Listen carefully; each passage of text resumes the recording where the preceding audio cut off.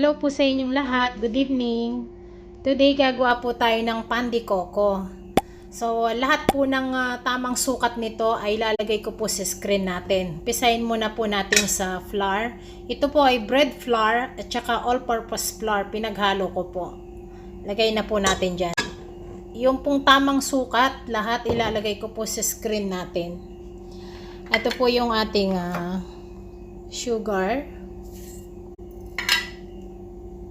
powdered milk. Ito po yung Himalayan salt, kaya ganito yung kulay niya. Pwede po kahit anong salt.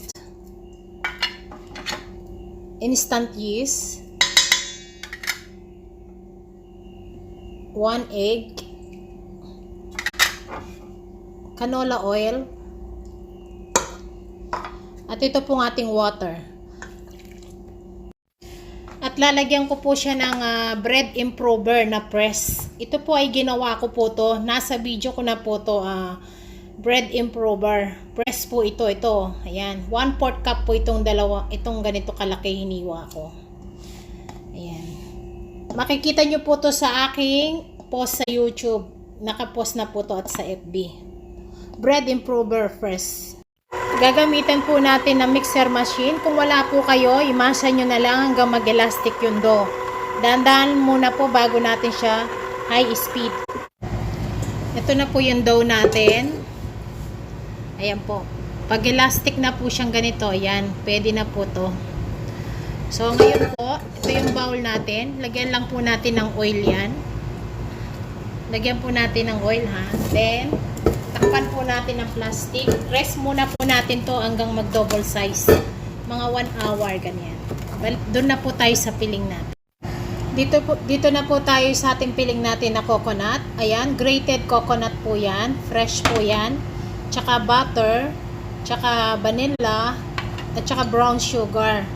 Susulat ko na lang po sa screen natin ang tamang sukat niyan. So, umpisahin na po muna natin yung fan natin. Lagay na po natin yung butter natin. Ayan, muna po natin siya mag-melt dyan. Ito na po yung butter natin. Lagay na natin yung coconut natin. Marami po itong piling ko na to.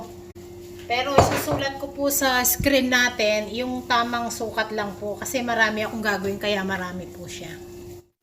Ito po, pag na-mix na po natin itong butter natin, sunod na po natin yung sugar. Huwag nyo po siyang tutubigan at huwag nyo po lalakasan yung inyong apoy para hindi masunog at yung vanilla natin. Then mix well lang po natin siya. Balikan po natin. I-mix well lang po natin siya. Huwag po gaano malakas yung apoy para hindi siya masusunog. Ayan, ganito lang po para siyang bukayo. Ito na po yung texture ng ating coconut. Ayan. Huwag nyo pong tutubigan, ha. Kagaya ng sinabi ko. Ayan. Nag-melt na po yung kanyang sugar. So, okay na po to. Ayan po yung texture niya. Ganyan, ganyan lang po. Ayan na po yung dough natin.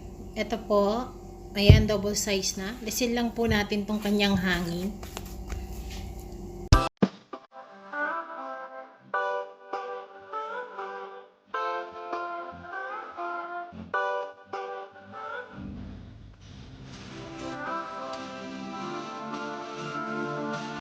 Ito na po yung piling natin na coconut grated. So, let's start na po tayo.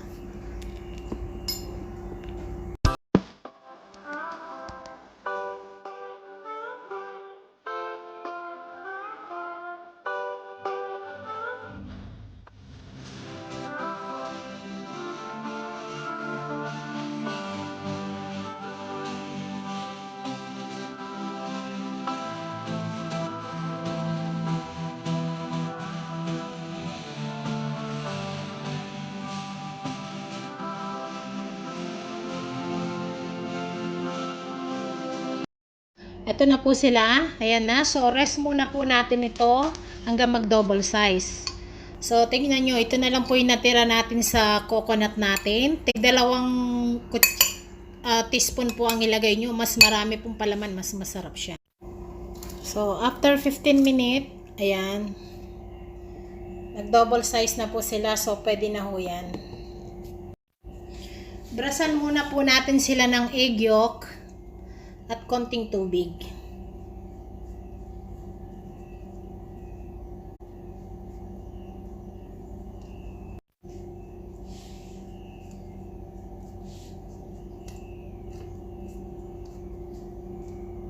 Kung gusto niyo po silang tusukin ng tinidor sa gitna, nasa inyo.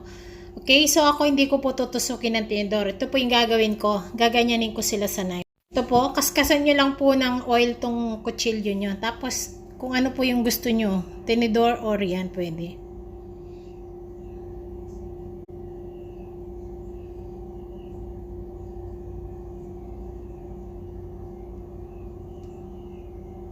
Yan, sa akin po pa ganyan.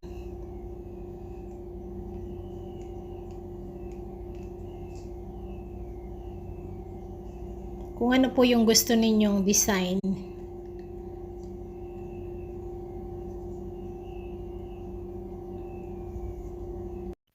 Ayan na po, bake na natin sila. Kailangan naka-preheated na po yung oven nyo ng 15 minutes. Bago nyo sila isalang, mainit na yung oven.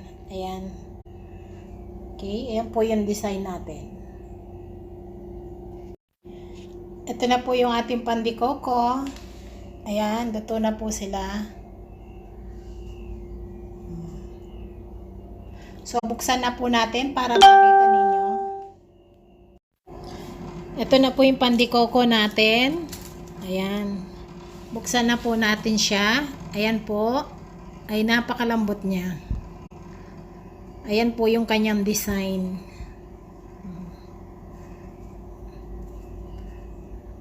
Ayan na po. Ang ating pong pan de coco.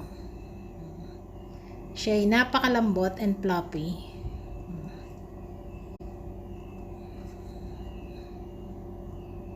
Ayan po yung nyug niya.